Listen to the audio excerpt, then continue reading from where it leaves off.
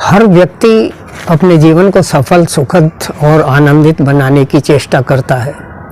उसके लिए अलग अलग प्रयास करता है, लेकिन वह नहीं जानता कि इस जीवन को सफल बनाने के लिए क्या आवश्यक है। अधिकतर लोग अच्छी सर्विस, खूब पैसा, बढ़िया सेहत, इसी को जीवन की सफलता का रहस्य मानकर इसी में फंस कर रह जाते हैं। इसको एक उदाहरण से समझते हैं। 3 व्यक्ति ट्रेन से कहीं दूर यात्रा पर निकले। एक व्यक्ति यात्रा के मध्य क्या क्या चीज़ें चाहिए पूरा ध्यान रखकर प्लानिंग करके कैमरा, रास्ते के लिए खाना, फ्रूट, सभी चीज़ें लेकर निकला। खूब पैसे खर्च किए, हर स्टेशन के फ़ोटो खींचे। उसने इसका आनंद लेने के लिए टाइम पर खाना भी नहीं खाया, आगे पीछे खाया। सेहत का तो पूरा ध्यान रखने का सवाल ही नहीं। उसने पूरा ध्यान रास्ते में पड़ने वाले मनोरंजक दृश्यों के चित्र लेना, उनको रिकॉर्ड करना, उन पर ध्यान देना, ध्यान से देखना, सुनना, उसी में गुजार दिया। गंतव्य तक पहुंचने पर पता चला कि उसकी जेब खाली हो चुकी है, थका हुआ है, रात को नींद भी सही नहीं ले पाया। चलो किसी तरह वह गंतव्य तक पहुंच गया। दूसरा व्यक्ति समय पर खाना खाया, थोड़े बहुत चित्र भी लिए, थोड़ा मनोरंजन भी किया और गंतव्य तक पहुंचकर पूरी नींद लेकर स्वस्थ वहां तक पहुंच गया। कोई खास परेशानी उसको नहीं हुई। लेकिन उससे भी एक गलती यह हो गई कि उसने वापसी का रिजर्वेशन नहीं करवाया, उस पर ध्यान नहीं दिया। अब पता नहीं वह किस प्रकार वापस पहुंचेगा, नहीं पहुंचेगा, कितना खर्च आएगा, धोखा खा गया। तीसरा व्यक्ति यहाँ से चला, उसने बीच में थोड़े बहुत चित्र भी लिए, मनोरंजन भी किया, समय पर खाया, समय पर पिया, स्वास्थ्य पर पूरा ध्यान दिया।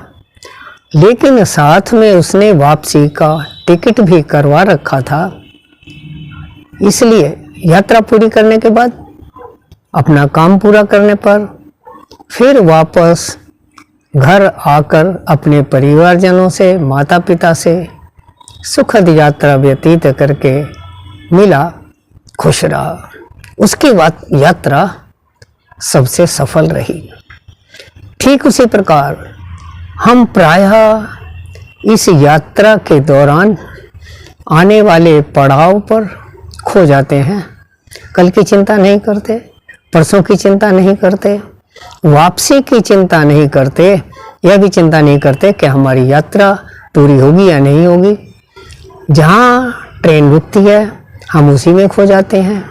मौज मस्ती, खाना पीना, हर तरह के मनोरंजन के साधन, वहाँ के चरित्र चित्रण, इन्हीं में हम अपना पूरा समय व्यतीत कर देते हैं और यात्रा समाप्त होने से पहले ही अपनी जीवन यात्रा खत्म कर देते हैं। अर्थात 100 वर्ष की यात्रा पूरी नहीं कर पाते, 60-70 साल तक ही बीमार होकर, परेशान होकर, औरों को परेशान करके जीवन यात्रा की इतिश्री कर देते हैं। कौन है वे लोग? पहला व्यक्ति जो सिर्फ यात्रा के पड़ावों पर ही खो जाता है, वह व्यक्ति है जो केवल धन, संपत्ति, सम्मान, बेटा पोता, गाड़ी कोठी, इसी में खोया रहता है। बढ़िया सर्विस चाहिए, हवाई जहाज की यात्रा चाहिए, देश विदेश में घूमना चाहिए, मोटी संपत्ति इकट्ठी करने के लिए लूट खसोट झूठ बोलना, लोगों के साथ धोखा करना, बेईमानी करना, किसी जान भी ले लेना, अपनी जान भी दे देना, लेकिन धन संपत्ति को कोई नुकसान नहीं होना चाहिए। ऐसे लोग इस जीवन यात्रा में पूरा आनंद न उठाकर केवल बीच के पड़ावों में ही खो जाते हैं और यात्रा पूरी करने से पहले ही कहीं ना कहीं फंसकर यात्रा अधूरी छोड़कर समाप्त हो जाते हैं। तो सब व्यक्ति जो गंतव्य तक तो पहुंचा, सही पहुंचा, कोई परेशानी भी नहीं हुई, वो कौन है?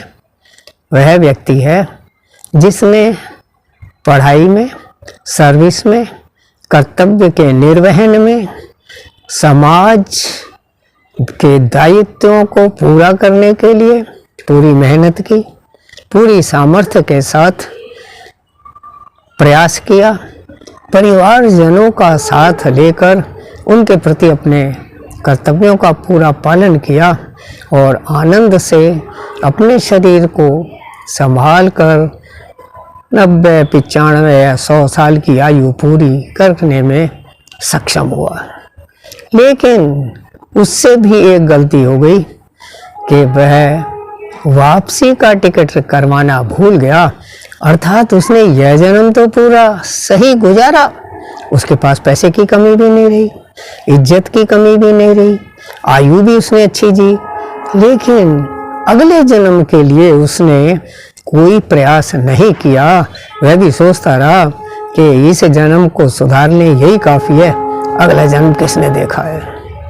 लेकिन तीसरा व्यक्ति जो न केवल इस यात्रा को सही तरह से पूरा करता है बल्कि वापसी का भी इंतजाम करके वापस आता है, वह सबसे सफल कहा जाएगा और वापस आकर अपने परिवारजनों से और माता पिता से मिल लेता है। एक व्यक्ति अपनी जीवन यात्रा को पूरी करने के बाद अपने माता पिता से मिलने का अर्थ है कि उस परम पिता परमेश्वर को प्राप्त कर लेना या मोक्ष पा जाना, यही उसके गंतव्य पर पहुंचकर लक्ष्य की प्राप्ति का एकमात्र श्रेय है, उद्देश्य है और होना चाहिए। कौन है वो व्यक्ति? वह व्यक्ति है जो पढ़ाई में तन मन लगा करके अच्छे अंकों को प्राप्त करके अच्छी सर्विस प्राप्त करे और अपने शरीर को भी संभाल कर रखे, यौगिक नियमों का पालन करे, योगाभ्यास करे, प्राणायाम करे, नेचुरोपैथी का सहारा ले, आयुर्वेदिक पद्धति का सहारा ले और अपनी वैदिक संस्कृति में तल्लीन होकर दुनिया के सांसारिक व्यवधानों से दूर रहकर अपने लक्ष्य की ओर निगाह करके सफलतम जीवन को प्राप्त हो। और वापसी का रिजर्वेशन अर्थात न केवल इस जीवन को सही गुजारे अपितु अगले जन्म को भी इसी जन्म में सही करने के लिए उचित प्रयास करे। वह व्यक्ति श्रेष्ठ है जो बचपन में जवानी की तैयारी कर ले, जवानी में बुढ़ापे की तैयारी कर ले और बुढ़ापे में जीते जी मरने की तैयारी कर ले, अगले जन्म को भी संभाल ले। लेकिन कैसे संभाले? यहाँ पर आकर कई मत मिलते हैं, कई लोगों के विचार मिलते हैं जो कि प्रायः हमको कंफ्यूज कर देते हैं। देखो, ध्यान से देखने से पता चलता है कि ये हमारा शरीर 3 तत्वों से मिलकर बना है। पहला तत्व 5 भौतिक तत्व से बनी ये स्थूल देह है जो हमको दिखती है, चलती फिरती, सांस लेती, हाथ पैर आँख कान नाक ये सब। दूसरा तत्व हमारा चित्त है जो दिखता नहीं लेकिन पहचाना जाता है ज्ञान चक्षुओं से। हम क्या सोचते हैं, हमारे मन में क्या है, हमारा स्मृति अर्थात मेमोरी पावर का स्तर क्या है। और तीसरी चीज है हमारी आत्मा, जो सूक्ष्मतम चीज है, जो किसी को दिखाई नहीं देती, मुझको भी दिखाई नहीं देती, लेकिन जो व्यक्ति उसको पहचानने मात्र की कोशिश कर लेता है, आत्मदर्शन का प्रयास कर लेता है, वह अगले जन्म को इसी जन्म में सुरक्षित कर लेता है, अर्थात वापसी की टिकट भी कंफर्म कर लेता है और उसको अगले जन्म में भी ज़्यादा परेशानी का सामना नहीं करना पड़ता। तो हम जानते हैं कि सांसारिक चीज़ों की प्राप्ति के लिए, अर्थात भौतिक लक्ष्य को प्राप्त करने के लिए अच्छी पढ़ाई, अच्छे लोगों का सत्संग, पुरुषार्थ काफ़ी है। लेकिन शरीर को स्वस्थ, सुखी, आनंदित रखने के लिए, दीर्घायु के लिए हम अष्टांग योग का सहारा लेते हैं। अष्टांग योग के साथ हम यम, नियम, प्राणायाम, प्रत्याहार, धारणा, ध्यान, समाधि, इनका सहारा लेकर 100 साल तक अपनी आयु को संभाल कर रखते हैं, आरोग्यता प्राप्त करते हैं, फालतू दवाओं से बचते हैं, निरोग रहते हैं, स्वस्थ रहते हैं, सुखी रहते हैं। लेकिन अपनी आत्मा को कैसे पहचाने, आत्मदर्शन करने में कैसे सक्षम हो, तो अष्टांग योग के अंत में ही 8वां अंग है समाधि। जो लोग समाधि में उतर जाते हैं, प्रतिदिन ध्यान करते हैं, ध्यान में रहते हैं, अपनी सांसों के माध्यम से अपनी आत्मा तक पहुंचने का प्रयास करते हैं, उनको आत्मदर्शन हो जाता है। फिर वे भौतिक संसाधनों में खोकर, सांसारिक लोगों के बहकावे में आकर अपने जीवन को नष्ट होने से बचा लेते हैं। वे समझ जाते हैं कौन सा रास्ता सही है, कौन सा रास्ता गलत है। फिर उनका चरित्र, उनका शरीर, उनके भौतिक संसाधन सभी उसको समर्थन देते हैं, सपोर्ट देते हैं, कदम कदम पर उसकी सहायता करते हैं।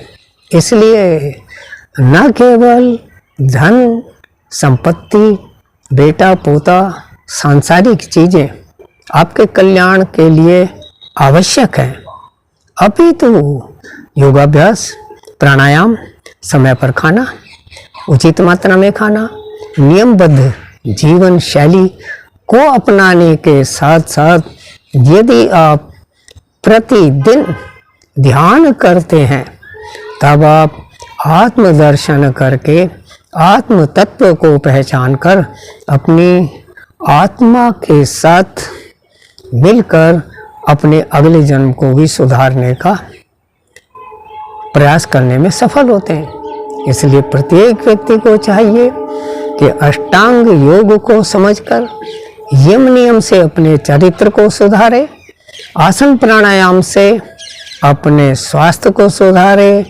धारणा करके अपने शरीर के चक्रों पर ध्यान देने की आदत डाले, ध्यान करके अपनी आत्मा को पहचाने और समाधिस्थ होकर आत्म तत्व में खोकर अपने पुनर्जन्म को भी संभाल ले, संवार ले और सफल बना ले।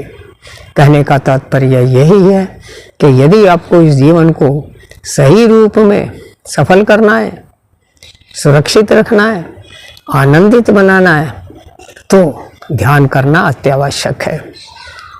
कई लोग सांसारिक जीवन में इतने खो जाते हैं कि इन चीज़ों में सुनना, समझना, इनके लिए टाइम निकालना बेवकूफ़ी समझते हैं, लेकिन ऐसा नहीं है।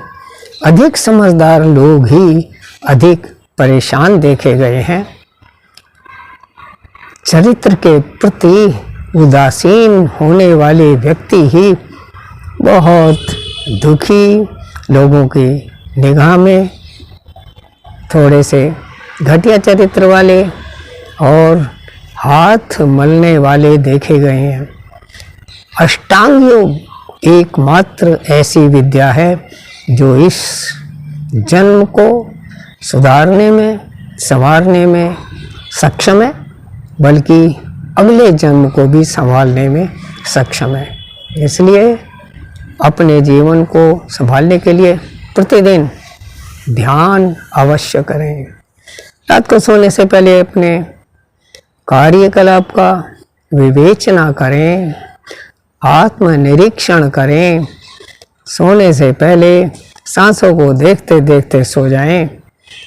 जो अवांछनीय बातें मन में बसी हुई हैं उनको निकाल दें। गहरी नींद लें, सुबह चुस्त उठें। सुबह उठते ही फिर ध्यान में उतर जाएं। 10-12 मिनट फिर सांसों को देखते देखते ध्यान मग्न हो जाएं। खाना खाने से पहले, खाना खाने के बाद एक शेड्यूल बनाएं कि हमको कुछ ना कुछ समय ध्यान अवश्य करना है। जिस प्रकार मुस्लिम लोग 5 वक्त की नमाज के पक्के हैं, ठीक उसी प्रकार तीनों समय खाना खाने के बाद, रात को सोने से पहले और सुबह उठते ही ये 5 बार हर व्यक्ति को आनापान करके ध्यान मग्न होकर अपने आत्म तत्व तक पहुंचने का प्रयास अवश्य करना चाहिए। और इसके अतिरिक्त प्रातः खाने से पहले, नहाने के बाद अधिक समय अर्थात कम से कम आधा घंटा और अधिक 1 घंटे तक, और ठीक उसी प्रकार शाम को संध्या काल में भी आधा घंटे से 1 घंटे तक अवश्य ध्यान की आदत बनानी चाहिए। रिटायर्ड लोग जिनकी सभी जिम्मेदारियां पूरी हो चुकी हैं, परिवार के प्रति कोई जिम्मेदारी बाकी नहीं है, उनको तो बहुत ही आवश्यक है कि अपने शरीर को, अपनी आयु को, अपने चरित्र को संभालने के लिए वो अधिक से अधिक ध्यान करें और इस जीवन को सुखी बनाकर औरों के लिए भी एक आदर्श प्रस्तुत करके सुखी सुखी चले जाएं। यही वास्तव में जीवन जीने की वास्तविक कला है। धन्यवाद। नमस्कार।